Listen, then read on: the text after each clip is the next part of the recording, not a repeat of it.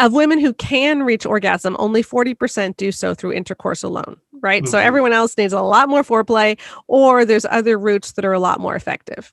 So I think when we skip a lot of that, that's a big problem. And so she starts to feel like sex isn't for her, or they don't feel emotionally close during sex. So she feels used. Or dehumanized. And so when we start to address those issues, often the frequency takes care of itself. You are listening to the Concierge Minister Podcast, a place to grow, learn, and be inspired as you discover God's purpose for your life. Here's your host, the pastor you've always wanted without the church, Dr. Kumar Dixit. Hey, welcome back to another episode. Guys, I got to tell you, you guys are like horny. That's all I have to say. Because every time I have like a sex talk or a sex expert on the show, like my numbers go up. It goes from like 1 to like 3. Like 3 people start listening. It's crazy. So I thought, you know what? I gotta have another sex show just to get like 4 people on the show right now. So Sheila Gregoire is a relationship expert, has just written a great book called The Great Sex Rescue. Sheila, I read the entire book on vacation in Miami. So it was, wow. I started it on the airplane. And as I was reading it, my 12-year-old was actually sitting next to me and I was on my iPad. So I kept kind of like moving it over because I was a little nervous of what she was going to read. But I really, really got to tell you something. You know, I've been a minister for 25 years. And one of the things that has just really bugged me as a Christian growing up is just how stern and how obnoxious we are about sexuality as Christians. And oftentimes it's really been female blaming on everything. I really love your approach to the book about really being generous with sexuality, being open to it, and in particular, understanding women. Women's needs, right? So just to tell me a little bit about your background and why you decided to write this book. Well, I have been blogging since 2008. I had been writing some small marriage books and everyone told me I needed a platform. So I started blogging without knowing what I was doing. And I was a typical mommy blogger. I wrote about marriage and housework and kids and all of that stuff. But like you just said, every time I wrote about sex, my traffic numbers went up. So I'm like, hey, maybe there's something here. Yeah. So I started writing more and more about sex and I kind of became the Christian sex person. In 2012, I wrote The Good Girl's Guide to Great Sex. I wrote 31 Days to Great Sex. I created orgasm courses and libido courses, and I was putting out all of this material, and everyone still had the same problems. And I thought, okay, what is going on? And my team and I started to look into this around 2 years ago, and we realized that the issue is not that we need better teaching as much as it is that we need to recognize that the foundation of a lot of evangelical teaching about sex is rotten, and we need to get rid of that foundation so that we can rebuild on something healthy. Yeah. And so that's what we're trying to do in this book, is to address some of the really bad teachings which have made women not want sex and not enjoy sex, and which have then cheated men of a lot of things too. Yeah. How can we get things back on track? And what's so sad is that I think you and your team looked at the most popular Christian books on sex and relationships and kind of like throughout the book really pointed out some of the harmful messages that those books have. And I got to tell you, I'm a pastoral counselor. I've done tons and tons of marriage counseling, but mostly premarital counseling. And I have this reputation, Sheila, that if you can get through Kumar, your marriage is going to be safe, like over the years, because I've broken up at least 6 or 7 couples like in pre-marriage counseling, right? So I really take it very serious and really want to make sure that they do the hard work. And what's so sad is that like the books that I've given to couples are like almost all of the books that you pretty much trashed in your book, especially Love and Respect. Like that is the one book I've given. Like at one point, I bought a case of those books as a pastor, and I was giving that out like it was Skittles. And then after I started rereading what you and your team were saying about that, I was so mortified. And so first of all, just kind of the gossipy side of things, like what did like these authors that you really like kind of went against, has anyone come after you for like addressing some of their, dysfunction in their books? Not publicly. Okay. There's been stuff going on behind the scenes. There's been lawsuit threats and things like that, which is silly. I mean, it's not slander, to quote someone. Right. And there's been, the people are not happy, which I find really sad, to be honest, because what is our concern here? Yeah. Shouldn't our focus be on making sure that the people that we are talking to get good advice, and that if we find out that we're harming them, then we should stop harming them. Jesus's focus is on the one sheep that is lost. He leaves the 99 to go after the one. And our focus seems to be on, you can never say anything bad about anyone in power. No, that's not God's focus. God's focus is the well-being of the sheep. And if you're a teacher, then you need to be prepared to be corrected. And I've corrected myself. Like, even in the book, I say a number of times, I used to teach this. That was really dumb. I'm not teaching that anymore. Because the things that people need to understand is we didn't say we're going to write a book to trash a bunch of other books. Sure. What we did was we did a survey of 20,000 women. It's the largest survey that's ever been done in the Christian sphere. And it was 130 questions. Like, this was a serious survey. We've got really invasive. Like, it took like half an hour to fill out. It was pretty intense. And we asked about women's marital satisfaction and sexual satisfaction, and whether they reached orgasm and whether they were aroused and what their motivations were for having sex, like all kinds of stuff. And then at the end of that, we asked a bunch of questions about common evangelical beliefs about sex and marriage. Have you ever been taught this? And have you ever believed this? And with that information, we were able to say, okay, are there certain beliefs that result in worse sex? And lo and behold, there sure are.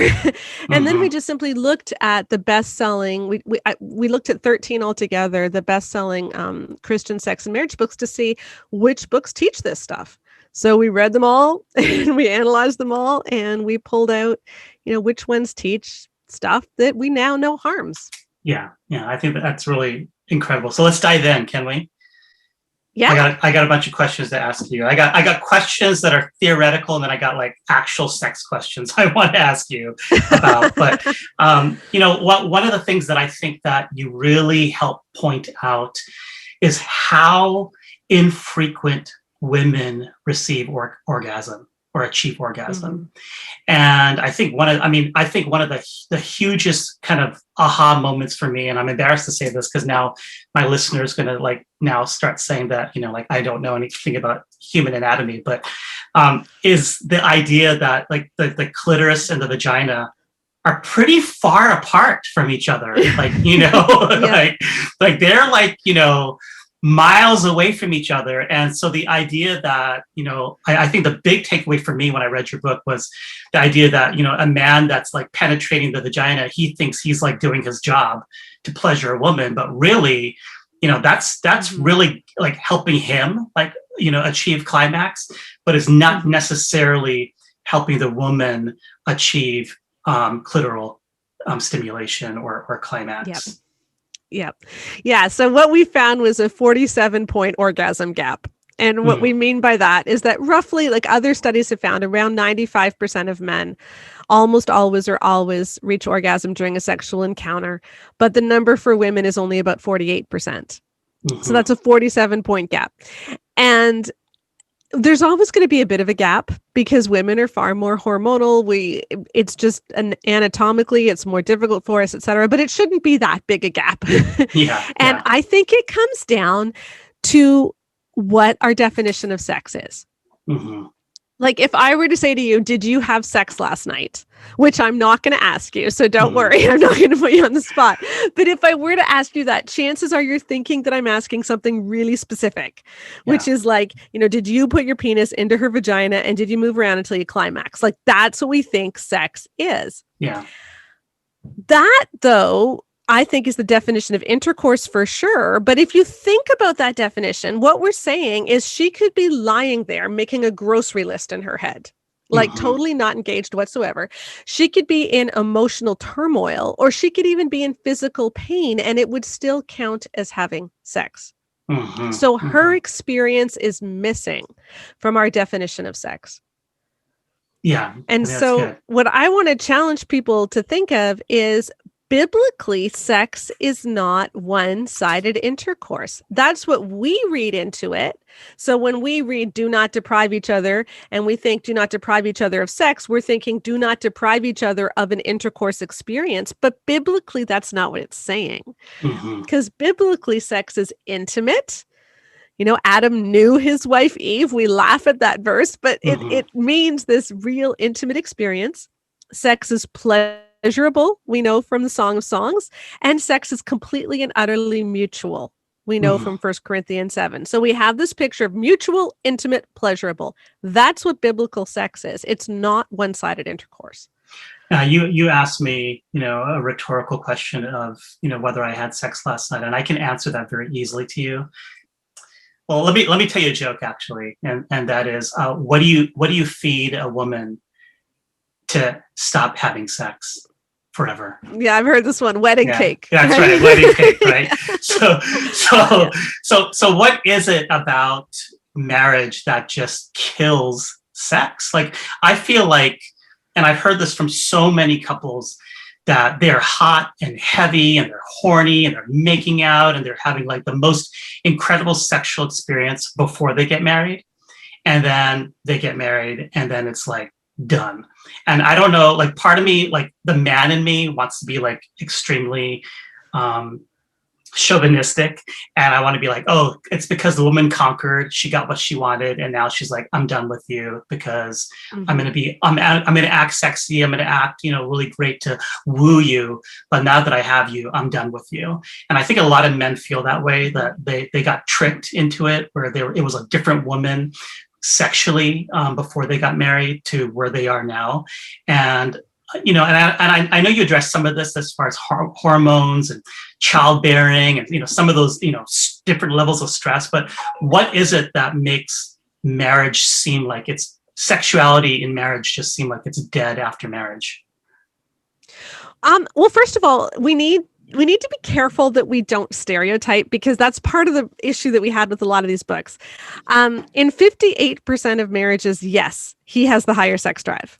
But in 19%, she does. And in 23%, it's shared. So there's a theme going through a lot of our evangelical resources that she never wants sex and she needs to be talked into it. But let's remember that doesn't apply to everybody. So there's, in roughly a fifth of marriages, she's the one who really wants it and he's the one saying no. So it gets kind of tricky, and it's a much more nuanced conversation than we often have, which is one of the things we're arguing for in the book. But I think what often happens too with couples beforehand is they're not aiming for intercourse, especially if they're Christian couples, right? All they're doing is making out. So they're kissing and their hands are moving and they're getting, it becomes exciting. And then you get married and now you're allowed to do the whole thing. And so what couples do is they skip all these progression steps, and you don't do the foreplay. You don't do anything really to warm her up, or maybe you do like 2 minutes and that's supposed to be enough, and it just doesn't work for her. And what we found is that frequency is not the problem. Frequency is a symptom of the problem. And if frequency suffers, there's something else going on. It's not like she loves sex, but then she just gave up on sex. It's that something else is happening. So it could be his porn use. It could be sexual pain or sexual dysfunction. The most likely cause is either she doesn't experience any physical pleasure from sex because they're not doing any foreplay. Like, of women who can reach orgasm, only 40% do so through intercourse alone, right? So everyone else needs a lot more foreplay, or there's other routes that are a lot more effective. So I think when we skip a lot of that, that's a big problem. And so she starts to feel like sex isn't for her, or they don't feel emotionally close during sex. So she feels used or dehumanized. And so when we start to address those issues, often the frequency takes care of itself. Like, we found that in marriages where there's really high marital satisfaction, where she feels close, she feels heard during arguments, she feels like he considers my opinions in the same way that he considers his own. In marriages where she frequently orgasms, the frequency is pretty high. Yeah, yeah. So it's like, let's look at what else is going on. And one of the things that we think is happening as well, which is one of the points of our book, is that we believe the way that we have talked about sex has actually diminished her ability to feel good during sex. Mm-hmm. So to get back to Love and Respect, the book that you handed out, like Skittles, for instance, Yeah. He says that the purpose of sex is the husband's physical release. Yes, I love it. And that if your husband is typical, he has a need you don't have. Right, right. And he says husbands need physical release the way wives need emotional release. I have no idea what emotional release is. That's just a very strange thing to say. Like, I picture Sandra Bullock in The Proposal dancing around the woods with Betty White. But anyway, Yeah. but like, there's no, in the whole book, there is nothing about a woman being able to feel pleasure or about the fact that a man should make sex feel good for her. It's just simply, you need to have sex, women. Do it as to Jesus. He'll come under satanic attack if he doesn't get physical release. And most affairs are caused by men not getting enough sex at home. Yeah. And that's the message about sex that's given to women. And then we wonder why women don't want it. Yeah, for sure. For sure. And it makes me wonder, you build a really strong case in the book for foreplay. And as I was reading, the book, I was like, oh God, here we go again. No, don't let my wife read this, because it is so true. Like, in a man's mind, like, foreplay is nice. And I think you make your point about, like, basically when you're dating as a Christian couple, and if you haven't had sex, it is foreplay, and it's like so incredible because it lasts so long, and that's all you're doing. And then the minute that you get married, like, as a man, you just think now your job is to just stick it in rather than to actually, like, have that build up for foreplay, right? So for me, as I was reading that, I was like, oh God, no. But you're absolutely right. I mean, I think what you built was this idea of how can you as a man really think about pleasuring your wife rather than just thinking about the climax for yourself. You're listening to the Concierge Minister podcast. Coming up.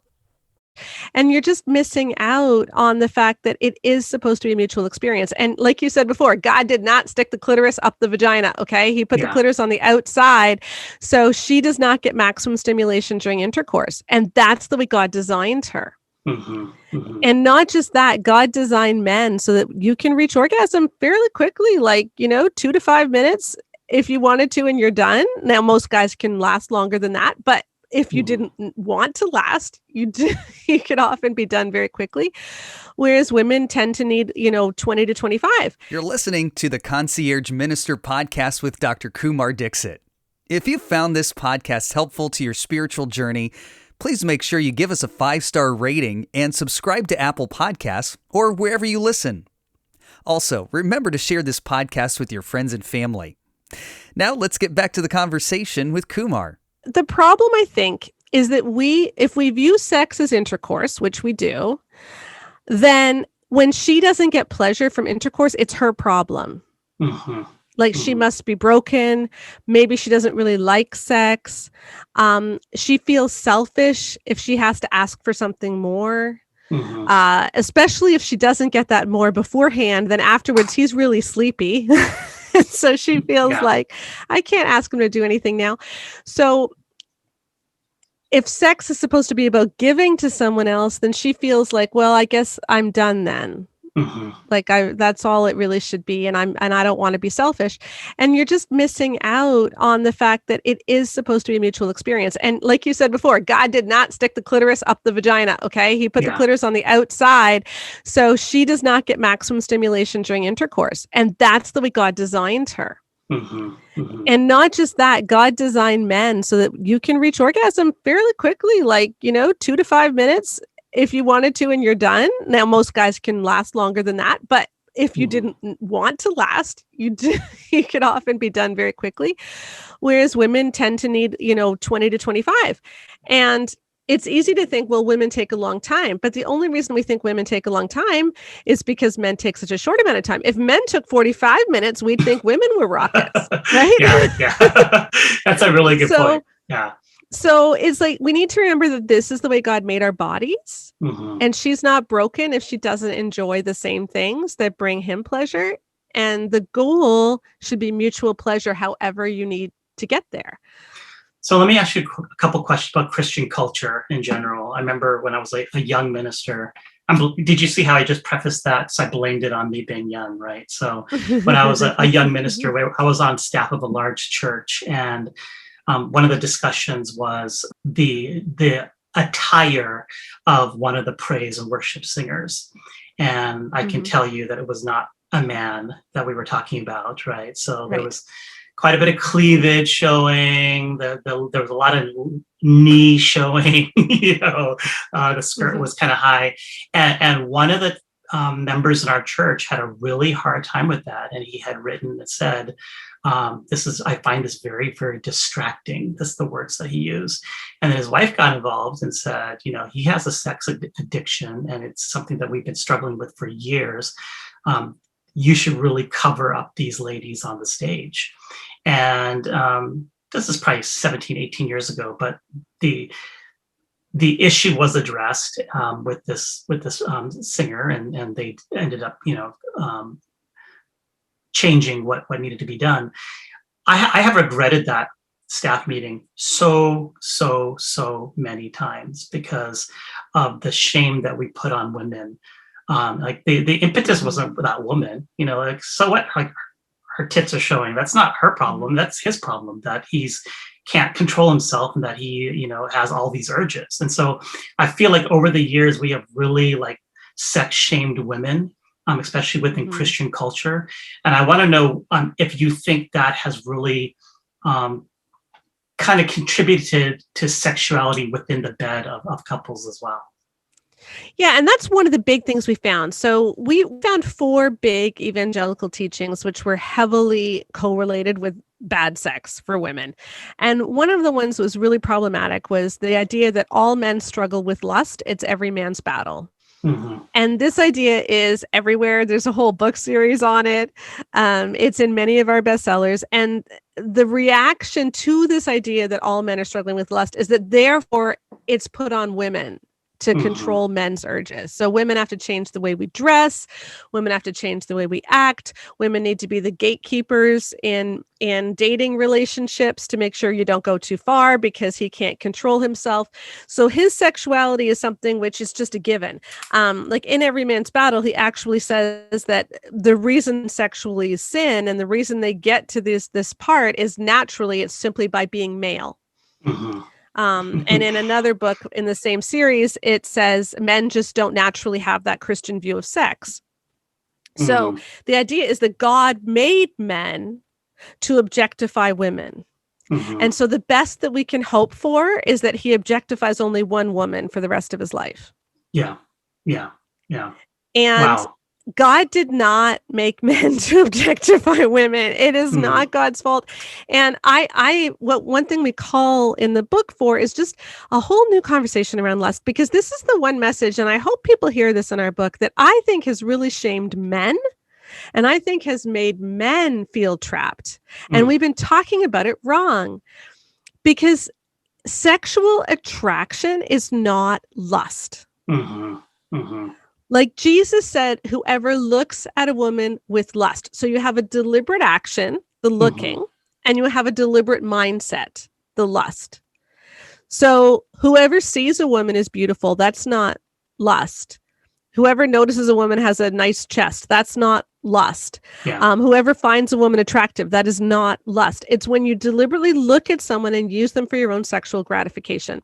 But I think what's happened is we have talked so much about how men are visual, God made them visual, and you're going to be tempted by all of this. And we do this especially in youth groups, and guys conflate sexual attraction and lust. And so they think the only way to not lust is to not see women. And so this whole bouncing your eyes thing, but when you bounce your eyes, what you're still doing is you're still treating her like a sexual being. Like, you're still dehumanizing her and objectifying her. You're saying all you are is a sexual being.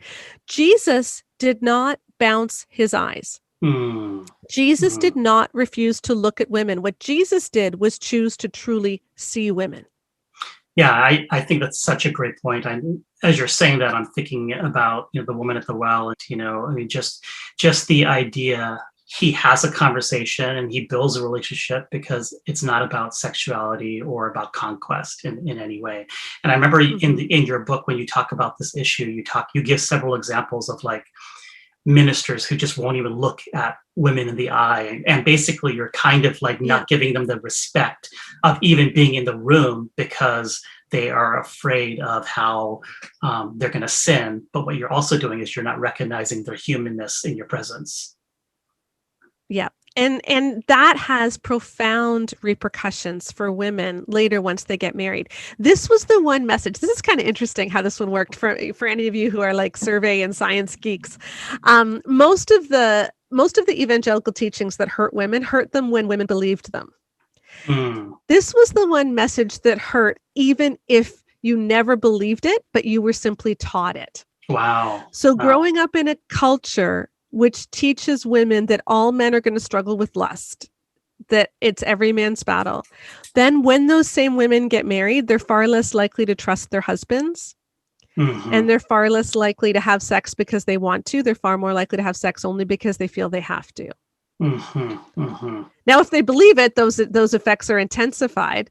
But it's just really interesting that those effects stay even if they were taught it but never believed it.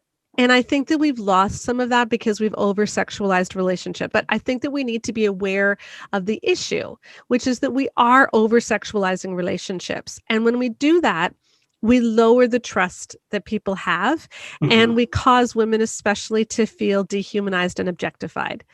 And that can follow into marriage. I think that's what people forget, is that it is possible to objectify your wife. It is possible to treat her as less than human.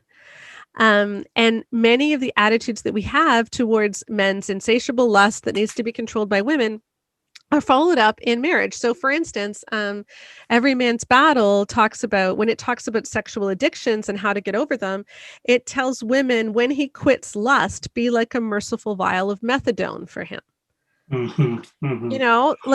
Yeah. That's not sexy. Telling a woman, hey, you're methadone for his sex addiction I can't think of anything that's more dehumanizing than that. And yet this is what it says several times, is that she's just methadone. And what does the methadone analogy really say, if you think about it? Like, methadone is a drug that addicts use to stop them from using the hard stuff. So it's like a substitute that can get rid of the craving, but it isn't as strong. So if you say that she's methadone, what you're really saying is what he really wants is that other woman. But he's going to settle for you, and he's going to let you satiate him so that he doesn't try to go after that other woman, so that he doesn't try to go after porn, so that he doesn't lust. So you're not even what he really wants. You're just the substitute, the safe substitute that's just going to satiate him. Yeah, that's so good. Yeah. And that's a problem, because sex is supposed to be a deep knowing. It is supposed to be an intimate experience. Yeah. And we've stripped it of all that. It's so interesting how so many of the books don't even talk about intimacy, don't even talk about the potential that sex has for this deep longing and this connection. I mean, think about how much sexual imagery there is in the Bible when God talks about his relationship with us. Yeah. Yeah. He never says we're methadone. No. And I mean, you're absolutely right. I mean, he uses that idea of the deep knowing and wanting to have that deep knowing with humanity. It reminds me of the musical artist Sting, where he writes in his autobiography that he and his wife had this like 18-hour, 24-hour sexual like experience that went on and on and on and on and on. And I remember a couple of years later, Oprah interviewed him, and she was like, I need to know about this, I must know about this, Were there marathon. Yes. Is like, what is going on? And he had such a great example and illustration of the idea. He's like, Oprah wasn't like we're penetrating for 24 hours straight. No, he was like, there was hugging and touching and caressing and kissing, and there was, sleeping, and there was stretching, and there was, he just made the idea so holistic as far as this is what sex is. It's not just the act of intercourse. It's the act of knowing one another. Yeah. And that's so different from the way a lot of our evangelical books talk about it. Like Every Man's Battle says to women, and we were looking at the older edition, the newer one came out after our book was written, but it says to women, if he's really struggling with lust, you may feel badly about that, but do the right thing, give him release. Yes. And Power of a Praying Wife says the same thing, that a man his eyes will get cloudy if he doesn't get release. Love and Respect talks about sex as a husband's physical release. And so you can, if you're a guy listening to this, put yourself in the place of a woman reading this stuff. Because remember, women read 74% of books, of self-help marriage books. Okay. Yeah, so it tends to be women reading this stuff. Yeah. And what you're hearing is sex isn't even intercourse. Intercourse at least is supposed to involve two people, even if it isn't enough, but at least it's supposed to involve two people. But talking about sex as merely his release is just, it's like saying you don't matter at all. Yeah. Yeah. You are a receptacle. He's using you as a masturbatory tool. Right. And this is the way it's portrayed. So let's talk about that for a minute, because I tend to agree with you when you're writing, when I was reading that. And then I also was kind of like, shut up, Sheila. Don't tell like our secrets. Like, what's wrong with you? So, I think a lot of couples are like, in a lot of relationships, women can be happy to have it once a week or every other week. A man would be happy, not necessarily to have sex, but to have release, a couple times a week. And so the idea, and just as you said, I mean, in all of these books, the impetus is on making sure the woman gives the man release, right? So in the same way, if a woman doesn't want to have, sex or sexual encounter, is it kind of pimping her out to give her husband a hand job or a blow job, or, to do other things to release him? Or is it now you're kind of turning it into, a service? Well, that's exactly what the issue is. The issue is never the act. The issue is the motivation. Okay. So one of the very, very most harmful teaching that we measured, the one that was the most toxic, is the idea that a wife is obligated to give her husband sex when he wants it. And to give you an idea of how toxic that is, one of the things that we were looking at specifically in this survey was women's rate of vaginismus. And a lot of people won't even know what that word means. So let me explain. Vaginismus is a sexual pain disorder where the muscles of the vaginal wall contract, which makes penetration really difficult, if not impossible. Very, very painful. And we found that 22% of women have experienced this, 7% to the point that penetration's impossible. We have known it's 50 years ago, it was in the gynecological literature, that Christians and conservative religious women suffer from this condition at twice the rate of the general population. So this is our problem, and this has been widely known. So we wanted to figure out, what is it about our messages that is creating this problem? And this obligation sex message is the one that we found was most implicated in it. If a woman has sex merely because she feels she has to, she's 1.8 times more likely to experience vaginismus. The rate of increase of the chance of her having vaginismus is statistically almost identical as if she had been an abuse victim. So the obligation sex message acts on her in the same way as abuse does. Because what abuse does is it says, you don't matter. I have the right to use you however I want. And that message says the same thing. Yeah. Now, let me tell you a story about Kay. Okay. So her story's in the book. And Kay and her husband had a great sex life until after their second child was born. And then things started to go downhill. And after their third child, it got even worse. She had a bad tear. She had postpartum depression, and she just didn't bounce back. And it was like she lost all feeling below the neck. Like she just didn't feel anything anymore. But she still had sex every 72 hours. She initiated because she knew she was supposed to. Mm-hmm. And this went on for about 2 years until she finally was like, I can't do this anymore. I feel so used. And she had a long talk with her husband. And her husband said, I never want you to feel used. I never want you to do anything you don't want to do. If we are in the middle of intercourse and you want to stop, you tell me and we will stop. Mm-hmm. I never want you to initiate in a way that you don't want to. Like, this needs to be for both of us. And then over the next few months, he proved that to her. So if she ever said, no, I'm not good, or this isn't feeling good, he stopped and he's like, let's go to sleep then. And because of that, it was like her sexuality awakened again when she realized, I can do this for me. It's not just for my husband. And her orgasms came back, everything came back. And now they've settled into sort of a rough schedule. And you know what that schedule is? It's every 72 hours. So it's the same frequency, but it's totally different because now it's happening because she wants to and because she feels the freedom to have her sexuality awakened. So I know you talk about vaginesis, and I remember highlighting it in the book because I think you said that word or that reference is not mentioned in any of the other Christian books, right? Sheet music does. Sheet music, okay. Sheet music actually, it handled a lot of things really badly, but that one it did handle quite well, and I believe The Gift of Sex did as well. Okay, so this is something that's very prevalent within marriages. So I know part of it or a lot of it is mental and emotional, but what should a listener do if they're experiencing painful sex? What would you say to them? Pelvic floor physiotherapy. Please go get some pelvic floor physiotherapy. There's great treatments for it now. And actually we're working with a number of pelvic floor physiotherapy university departments with our data set to get more published and to work on a screening tool for pelvic floor physiotherapists so that they can do more than just the exercises, but that they can start to address some of these issues that we've identified in these toxic beliefs too. So I think it's a two-pronged approach. Get the physiotherapy, but also read the book because we talked to so many women who had sexual pain disorders, and they found that once they were able to let go of a lot of these negative messages, the treatment for the pain worked a lot better, and they were able to get to the other side a lot faster. So it's interesting you say that. I have a friend who's a physical therapist who works exclusively with women, and this is probably the bulk of her work. That's really interesting.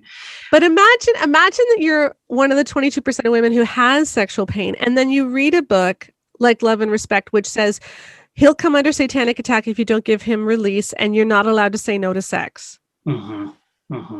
And that's what so many of them say. Like, there is no excuse to say no. Unless you're going through a mutual time of prayer and fasting, you cannot say no. Yeah, and the fact that this is an issue, double the amount of people amongst Christian community demonstrates just the repression that we experience, right? Yeah. You're listening to the Concierge Minister podcast. Coming up, I got some sex questions to ask you. Are you ready for them? Oh. Sex toys. I was really hoping you would address this in your book, and I don't think there was a mention. I mean, even outside of Christian circles, it's still kind of taboo. No one really says, "Hey, we got a swing in the basement," or things like that. But what are your thoughts about that? About Christian couples introducing sex toys and just kink in general?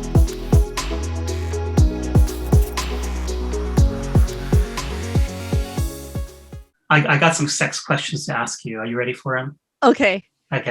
So masturbation, there's been this whole thing, at least me growing up, just you cannot masturbate whatsoever. It's horrible. It's a sin under God. And my eyes opened up to this in my early 30s when I was talking to a friend. She's a gynecologist, and I don't even know how it came up, but it was brought up, and she kind of was like, no, that's so important, Kumar. How are you supposed to get to know your body? How are women supposed to know where their parts are, what's pleasurable to them, and what's important to them? And it kind of just had this light bulb moment for me where I was like, oh, this went from dirty to education and knowing yourself. So what are your thoughts about that? I think we need a much more nuanced conversation with teenagers. It's two different conversations once you're married or unmarried. First of all, we need to understand that the vast majority of people do it. And it's so funny because in a lot of our Christian resources, it talks about how boys masturbate and that's why they know how sex works, but girls don't. And so they enter marriage not knowing. Okay, you know what the stats are? I think it's like 80% of guys do and about 60% of girls do, or 55% of girls do. Like, it's not like girls don't. And so this idea, I wish we could get away from all these gender stereotypes, like boys are like this and girls are like this. We're actually a lot more alike than people think. So we do need to talk to our teens about that. And that's an important conversation. I think within marriage, if she's having a hard time, feeling good, often that can help, but it also can hurt. Like, it depends. And I think this is where it's so important just to give her agency. Telling her, well, if you don't know what feels good, you need to touch yourself. That can actually cause even more trouble with some women who have a lot of shame. And so for them, it would be much easier if the husband slowed down and tried to figure it out himself and she could give him some direction, or if she held his hand and used his hand or something that, so it can really be very helpful for a lot of women, but I don't think we should ever talk about it like this is what she needs to do, because it can also add a lot. It can reinforce some shame if that's what she's feeling too. I think the problem with masturbation in general, though, is really about, are you stealing sexual energy from your spouse? And is this being done in secret? Like, there is nothing sinful about touching one's genitals. Okay. It's not like lightning is going to strike if your hand goes in the wrong place. And often we think that there is. That's not it. And if this is part of your sexual play with your spouse, that's cool. No problem. If you're away from each other for a couple of weeks and you're on the phone and you're having fun, I don't think there's any problem with that at all. On the other hand, if he's masturbating in the shower every morning because he prefers that than having to worry about how to make her feel good, that's a huge problem. Yeah. And I think that was a huge piece in the book that you talk about, is the idea that often even like, over masturbation can also lead to just impotence, right? So the idea that, once it's now time to actually perform in the bed, he can't because he's so used to doing it on his own rather than bringing it into the bedroom. Yeah. Yeah. And so that's the question is, are you doing this to enhance your intimacy, or are you doing this in order to have a secret life and avoid intimacy? Okay. So next question, pornography. It's the biggest business out there, and especially within Christian circles, that's like it's like a broken record for men. It's like the only thing men seem to only struggle with is pornography. Is at least that's how Christians make it sound like. I also have couples who've told me that they watch porn together and it actually gives them ideas. It gives them pleasure, both. So I don't know where you stand on that. Porn is always wrong because it is the largest contributor to sex trafficking in the world, and it is a justice issue. Okay. Even forget the sex aspect of it, forget the couple aspect of it. What when you're watching porn, you're essentially masturbating to somebody getting raped. And even if you think it's consensual porn, when you drive the demand for porn, and when you drive the demand for to watch certain things, the things that you are trying to watch are the things that children are going to be asked to do. There is no way to create an ethical porn industry. And if you look at all of the hubbub about Pornhub that happened a few months ago with all of the rape videos and child sex abuse videos that were on there, there's just no way to redeem it, and it is evil. And I think that if we talked about it that way, especially to our teens, Generation Z understands justice issues. I think that's a much more empowering message to help them stay away from porn than just it's a sin and God doesn't like it. I think it's very important that we talk about the justice aspect of it, and that these are real people getting abused. If someone is a drug addict and if they were sexually abused at home and they ran from the streets and they're now in porn, is that truly consensual? Like, there's a whole lot of issues there. Yeah. As for in marriage, I think the problem comes in that we think that marriage is going to cure porn addictions. And a lot of people don't disclose that they have a porn addiction because they figure, well, once I get married, then I'm not going to need to anymore. And the problem is porn and sex are diametrically opposed. They're two totally different things. Porn says, I get serviced, I get gratification right away and I don't have to worry about anybody else. So basically I get to use someone, and sex is about giving. And Mhm. so people find that if they use porn, sex is not a substitute. Yeah, I think that's such a great point with the idea that um,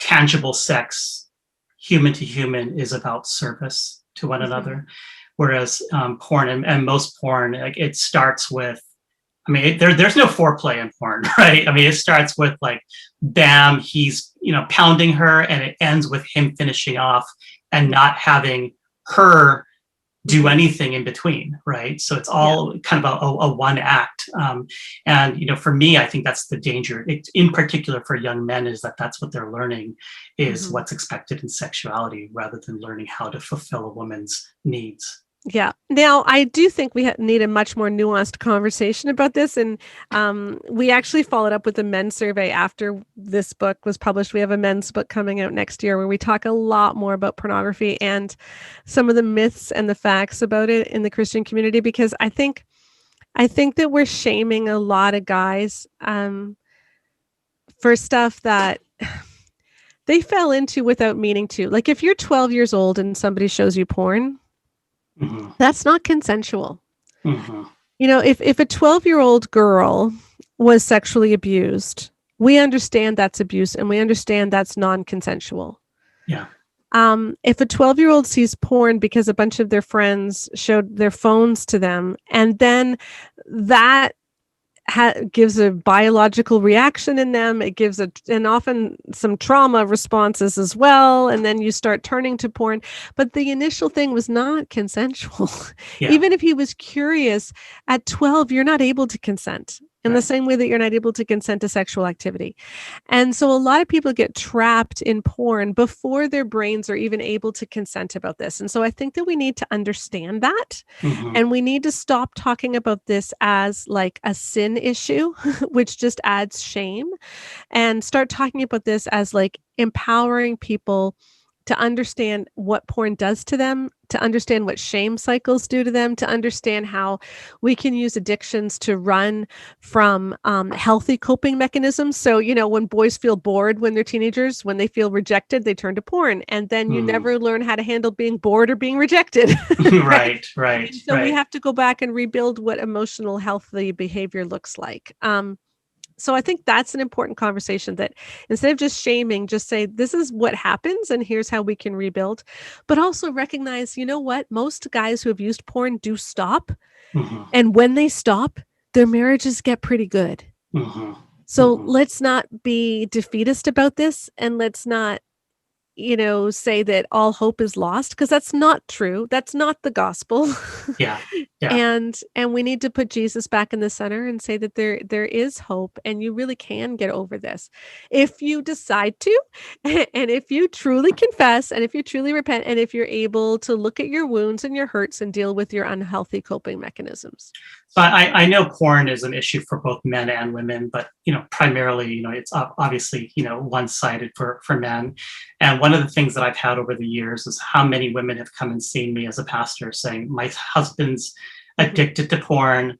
I watched him watching it in the basement. I see it on his browser, but yet she has never addressed the issue with him. Mhm. So what do you say to a spouse who is so aware of this addiction, but they haven't had the words or the courage to really address it with their spouse? It is not going to get better unless you do something about it. It's Mhm. not. And when you do confront him, I would say, first of all, get some help. Get some people around you that can perhaps be on your side as you talk to him about this, if you need that, because not everyone handles that confrontation well. But remember that there's a huge difference between somebody apologizing and saying they're sorry because they got caught, and Mhm. someone saying they're sorry because of what they did. And Yeah. what I see a lot is people will say, "Oh, I'm sorry, I'll never do it again." But then they refuse to go to a group. They refuse to see a counselor. They refuse to tell anybody. And that's not real repentance, because real repentance is always accompanied by action. Mhm. And you don't try to preserve reputation when you're truly repentant. You are able to be humble and confess. And so if they're not willing to get help, then it's not real repentance. And that's when you need some serious boundaries and say, I am no longer willing to put up with this. Mm-hmm. That's good.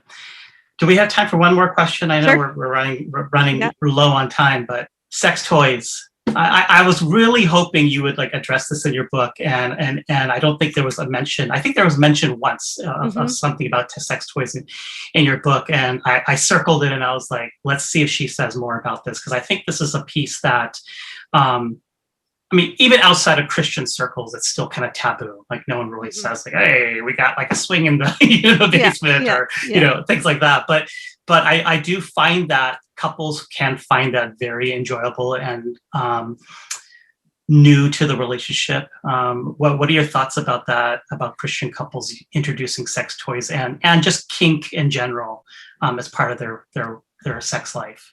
Okay. So Paul says several times, everything is permissible, but not everything is beneficial. And I don't think those things are sinful, but I think you need to ask if they're beneficial. And for some people, it's probably not a problem. For other people, it is. And so it's one of those things you can't say a definite yes or a definite no. Yeah. I do find vibrators an issue Okay. after talking to a lot of women. And the issue there is that a lot of women who can't reach orgasm will get a vibrator so they can reach orgasm. Mm-hmm. And to a certain extent, if you've been years without orgasming and you've tried everything, at least you know what one feels like, and that can be beneficial. The problem is that often vibrators can be a shortcut to the work that really needs to be done. Mm. And he just needs to figure out how you work. You need to figure out how you work. No guy can vibrate like that. No woman can no woman's hands vibrate like that either. Like you can't mimic a vibrator. And while you can force your body to respond to a vibrator, what you really want to be able to do, I think what most women want to be able to do, is to respond in relationship. And that means being vulnerable. It means being able to trust your husband to tell him a little bit to the left, or, or to, to say what feels good and what doesn't. And that's really difficult to do for a lot of women, especially if the relationship isn't really good.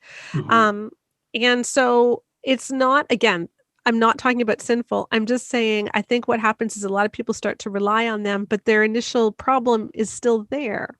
Yeah. And when you become too reliant on one, it can sometimes even backfire. So for some people, you know what, if you've had a hysterectomy, if you've gone through menopause and things just aren't working anymore, and this is the only way, more power to you. But just be careful that you're not taking a shortcut. That's all. Yeah, and I think you're also, you just mentioned the whole key, I think, to your book is that open communication and dialogue that needs to happen in sexuality. I remember having a very young couple in my office, and they're pretty much like just doing like missionary style, and that's all they were doing. And he wanted to like change things up a little bit, but just was so nervous and scared to talk about what to do, what to try. Her having the permission to like say, hey, this feels good, and let's try this and do this. And so the idea to actually communicate better as a couple is only going to actually grow your sexual experience.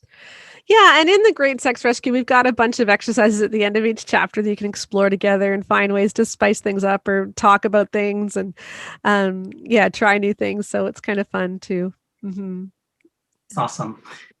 Sheila, I think you're going to have to be like my personal sex therapist. Like, just you have an open invitation to the show at any time. This has really been great. Thank you for normalizing sexuality, especially in Christianity, and for not making it feel like an icky, shameful thing. My one regret or frustration after I read your book was I was kind of mad at God, and I was like, bro. Like, you created this amazing thing called sex, and then you never really gave us like a great handbook. Like, there's more stories of sexual dysfunction and rape and abuse, in the Bible than yeah, you can say there's some good relationships, like, oh yes, Abraham and Sarah, but did we forget about what he did to Sarah when they were in Egypt? So there's no really great model of coupling and relationships and sexuality. And I'm so grateful that you were able to kind of bring together portions from the Bible, but it also made me sad that we don't have that in the Bible. Yeah, and I think the thing about the Bible is that it's telling the story of real people and the real mess. And in the midst of all that mess, you can get these glimpses of what it can be and of what God intended, but often it's only glimpses. And then in Jesus, we see the heart of everything. Yeah. And then it's just like, okay, so how do we make that servanthood plus that passion for life, real in our marriages? And I hope I can point people in the right direction that, this was supposed to be something that was life-giving.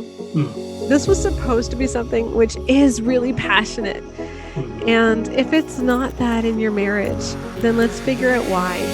It should never be something which is soul-crushing, not when it was meant to be this beautiful. So let's figure out why. Just make this the best research project you'll ever do as a couple and get to the other side, because it's too good a thing to miss out on. That's awesome. Where can people learn more about you, Sheila, and find out? I know you have a blog. I know you're everywhere, but where can you find you? I am. I blog every day at tolovehonorandvacuum.com, and then you can listen to my Bare Marriage podcast. But if you go to tolovehonorandvacuum.com, there's links to the podcast. There's links to all my books. There's links to my orgasm course and all sorts of things like that. And then, of course, you can find The Great Sex Rescue anywhere books are sold. Yeah, that's awesome. Thank you so much for joining me. This has really, really been helpful. The book is fantastic, and I really appreciate you joining me today. Well, thank you. It's been great to be here. Thanks for listening to the Concierge Minister podcast. If you want to learn more about growing in your faith or looking for an online faith community for support while you're on your journey, please visit conciergeminister.com. or send us an email at conciergeminister@gmail.com. Don't forget to click the subscribe button and give us a 5-star rating. If you find this podcast helpful, please tell your friends about us. Thanks again for listening. Until next time, go and live your best life.